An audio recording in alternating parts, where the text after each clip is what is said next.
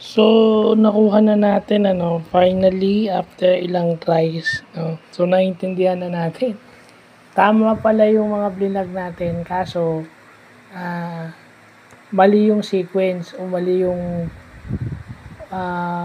pagkaintindi o pagkasunod-sunod. Pero okay lang. At least alam natin kung ano yung saan tayo nagkamali at alam natin kung saan tayo tatama. Pero may konting mali dun sa ginawa natin kanina. Well, yung pagkuha ng angle o ng pagkuha ng central angle given the sign or using trigonometry, hahanapin mo yung chord length. Yung chord length divided by 2 divided by yung radius kasi yung angle is equal to S over R. So yung S, yun yung chord length divided by 2, then yung R. Then kukunin mo yung arc sine nun. Kung ano yung dinivide mo, kukunin mo yung arc sine value nun. And then pag kinuha mo yung arc sine value nun, i-convert, kung gusto mo siyang i-convert into degrees is multiply mo siya ng 57.29 or 57.3 degrees. Kung gusto mo siya i-convert sa degrees, so ito na yun.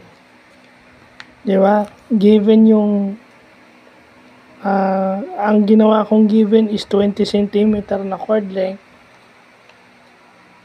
at yung radius ko is 13 centimeters, 20 centimeters divided by 2 divided the 10, then yung 10 di-divide mo sa 13. So yung arc sine value nun in radians is 0.8776. So ayan yun.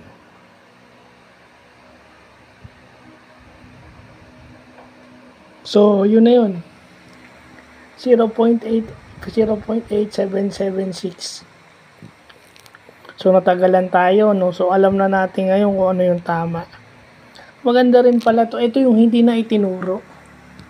Ito yung hindi na itinuro sa amin nung high school at saka nung college kasi sigurado marami nang hindi makakaget sa amin. Bago lang to kasi yung tinuro sa amin is yung usual, yung arc length at saka sector area, pero walang sign, walang chord length. Okay, walang chord length. Walang chord length. So yun, butit nakuha natin yan. Ayan o. Ayan yung conversion ko to degrees. Yung radian yan, kasi given in radians yan. Pag arc length, pag chord length ang ginagamit mo, in radians yan. In radians yan. So kung gusto mo siya i-convert sa degrees, ayan. So, yun lang po.